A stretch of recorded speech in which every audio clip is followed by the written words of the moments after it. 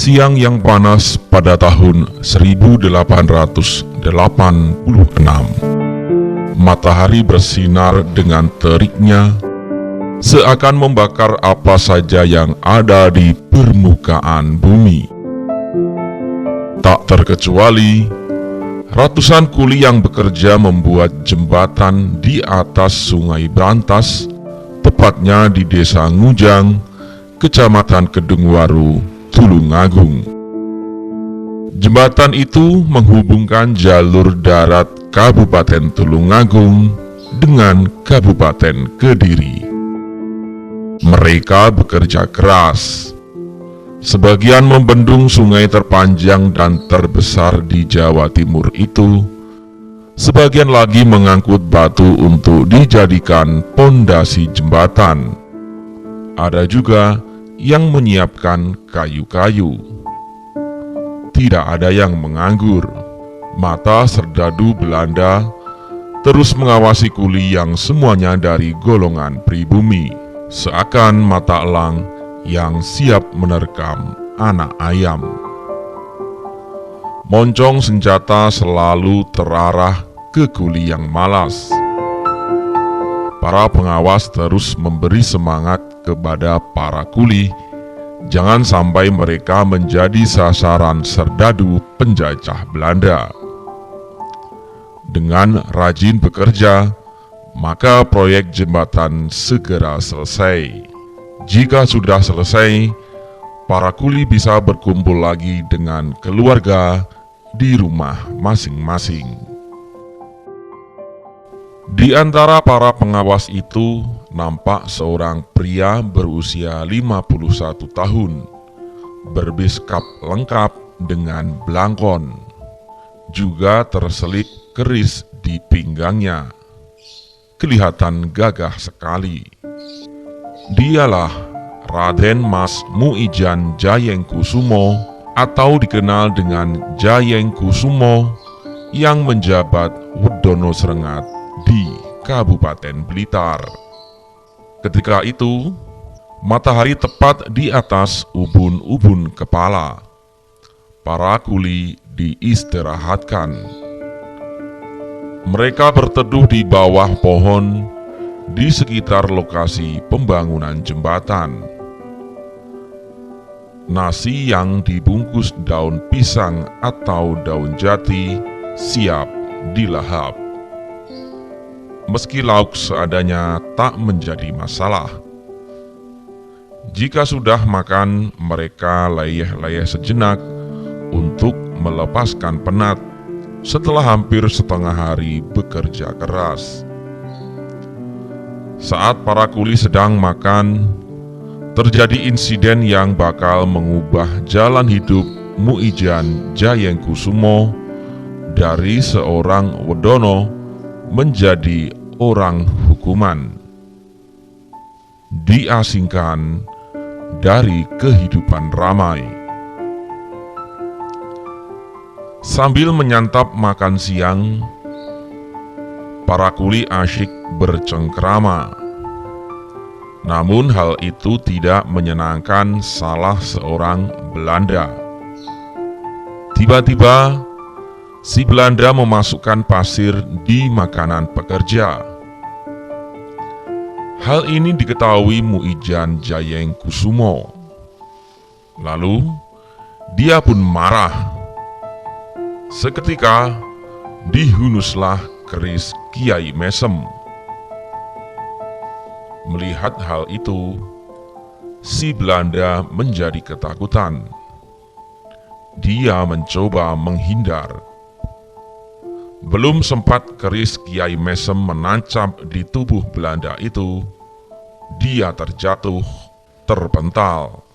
Naas, kepalanya membentur batu.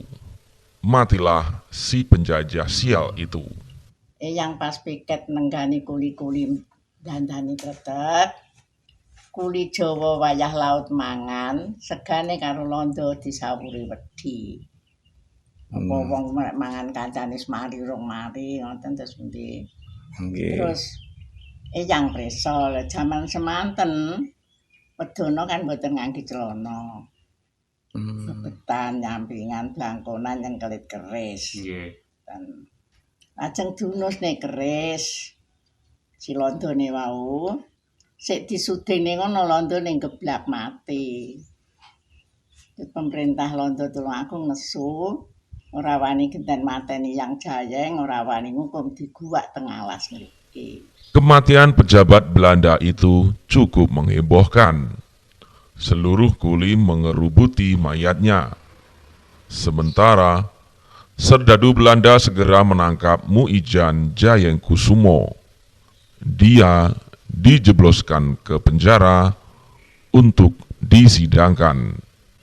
Tak berselang lama, persidangan kasus pembunuhan dengan terdakwa Wedono Muijan Jayengkusumo digelar. Sidang menyita perhatian masyarakat. Lalu, siapakah Raden Mas Muijan Jayengkusumo? Tangis bayi memecah keheningan di Jejeran Bantul, Karanganyar, Yogyakarta pada tahun 1836. Raden Mas Tumenggung Joyoningrat memandangi bayi yang terus menangis di gendongannya. Senyum bahagia tersungging di bibir Joyoningrat. Begitu juga dengan kerabat lainnya yang juga senang menyambut kelahiran si jabang bayi. Anak ini aku beri nama Muijan. Semoga menjadi anak yang patuh kepada orang tuanya, berbakti kepada negaranya, dan melaksanakan syariat Islam dengan baik. Titah Raden Mas Tumenggung Joyoningrat yang disambut anggukan kepala oleh kerabat maupun anak buahnya. Hidup di bawah kasih sayang melimpah dari orang tuanya, Muijan tumbuh dengan sehat, seolah tak mengalami kekurangan apapun. Namun, tidak lama, Raden Mas Tumenggung Joyoningrat tinggal di Jejeran Bantul, Karanganyar, Yogyakarta bersama Muijan. Sebab, dia harus memikirkan rakyatnya di Ngrowo.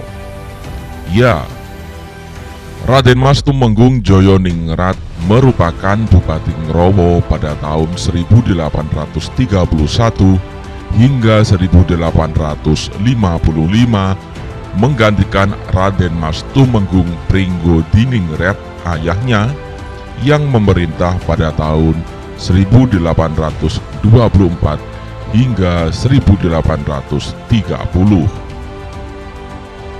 Tak berselang lama, Muijan menyusul ayahnya di Kadipaten Ngrowo atau Tulungagung.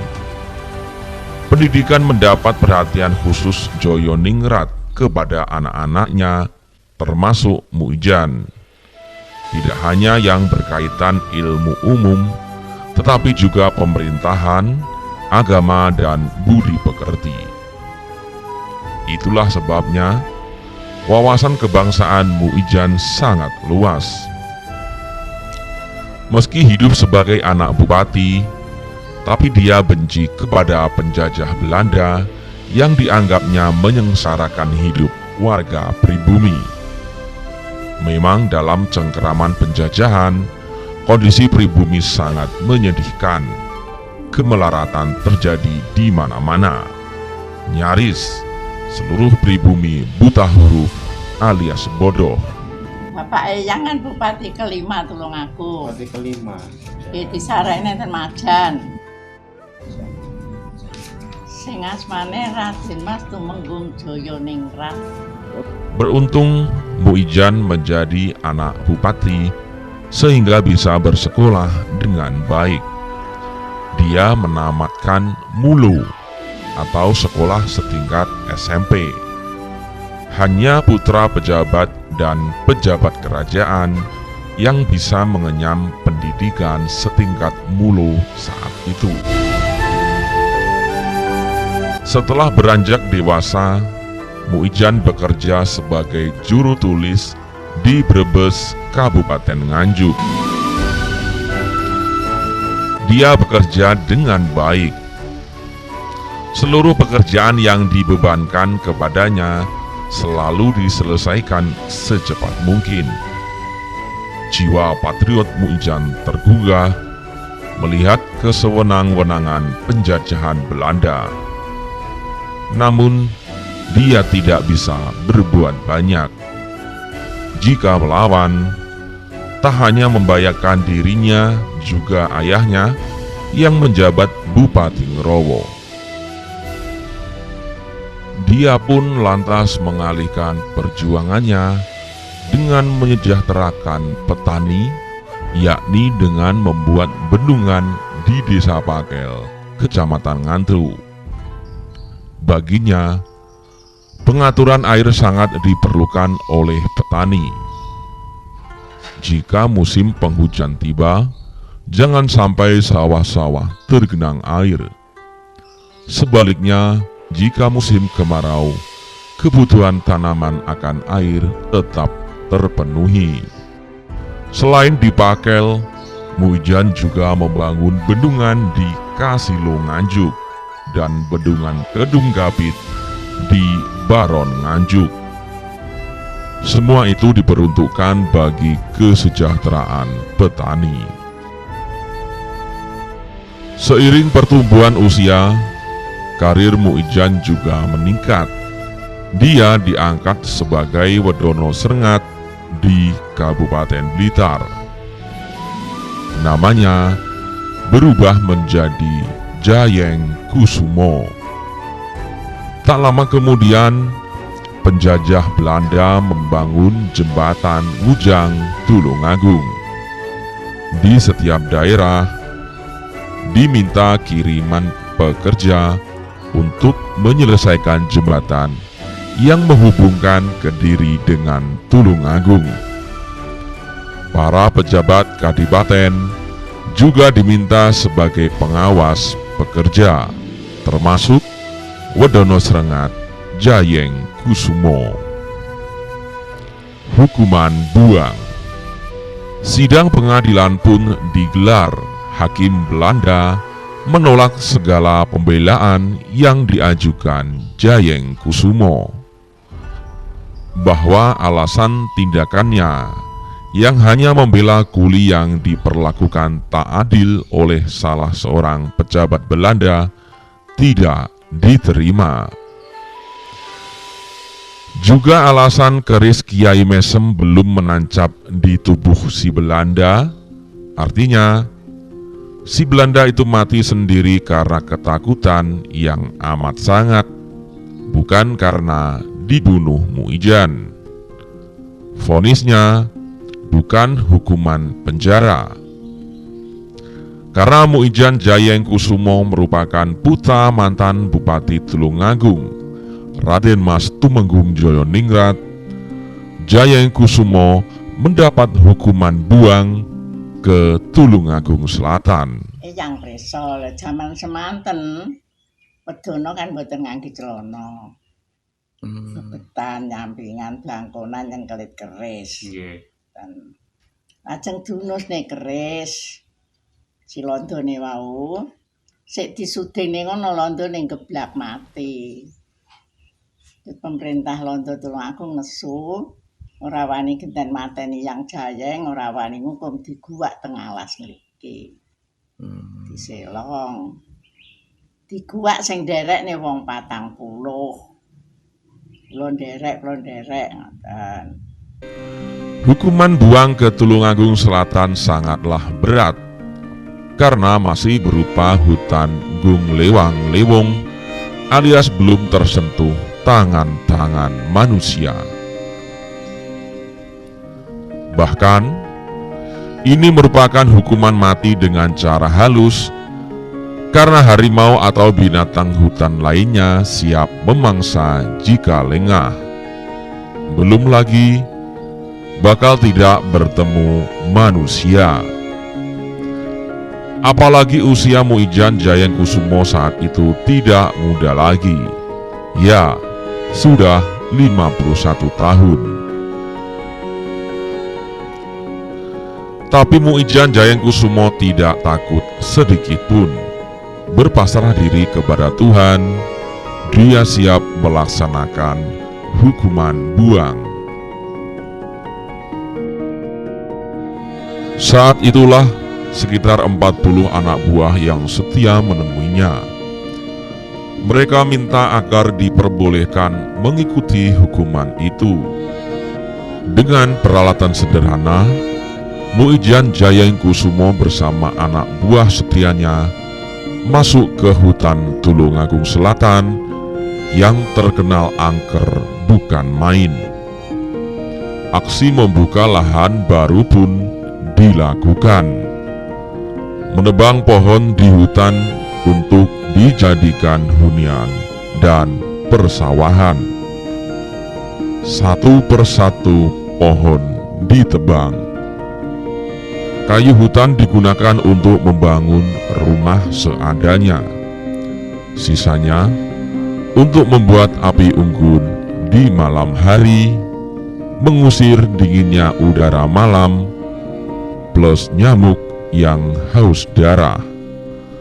Saat itu, mereka mengandalkan makan buah-buahan yang terdapat di hutan karena belum ada persawahan untuk menanam padi.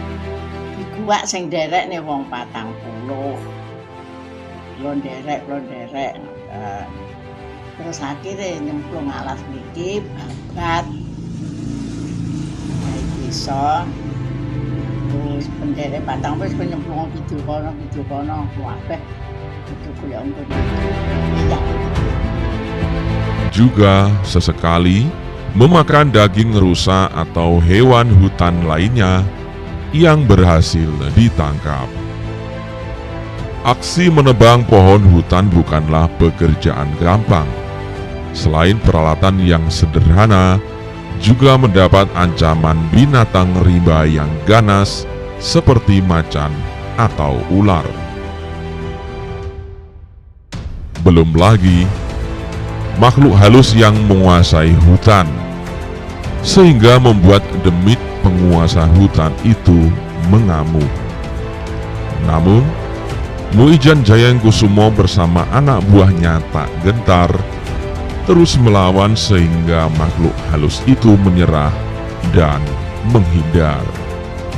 Itulah sebabnya tempat Jayengkusumo bertempur melawan demit diberi nama Demuk, yang berarti dedemit ngamuk atau makhluk halus yang ngamuk.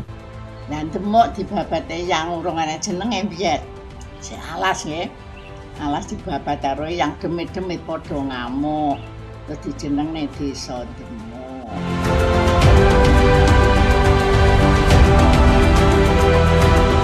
Hutan yang berhasil dibuka seluas 35 bahu. Terdiri 9,75 bau untuk perumahan dan pekarangan, serta 25 bau untuk persawahan. Kemudian, areal yang berhasil dibuka itu dijadikan 3 dusun, meliputi Dusun Puser, Dusun Batu, dan Dusun Kasrepan. Pada 10 Oktober 1893, ketiga dusun itu disahkan masuk Kecamatan Kalidawir atau Kecamatan Pujang Laban dengan nomor 755 yang disahkan Kontrolor Ngrowo Wedono Ngunut dan Asisten Wedono Kalidawir. Pada 9 Desember 1903, Jayengkusumo meninggal dunia pada usia 68 tahun, atau setelah 14 tahun menjalani hukuman buang. Dia dimakamkan di Astana Puralaya, Dusun Kasrepan, Desa Demuk, Kecamatan Pujang Laban, Kabupaten Tulungagung. Sebagai bentuk penghormatan kepada Jayengkusumo, pemerintah Tulungagung menetapkan namanya sebagai nama jalan di Desa Ngujang, Kecamatan Kedungwaru, Tulungagung. Jalan tersebut persis di ujung jembatan Ngujang yang dahulu pernah dibangunnya bersama kuli pribumi lainnya. Tempat peristirahatan terakhir Jayeng Kusumo juga di Pugar. Di samping Astana Puralaya, didirikan bangunan berbentuk joglo untuk menampung para peziarah setiap malam Jumat. Astana Puralaya layak dikunjungi peziarah yang mendoakan arwah Jayeng Kusumo sekaligus mengenang perjuangan putra bupati yang peduli dengan wong cilik.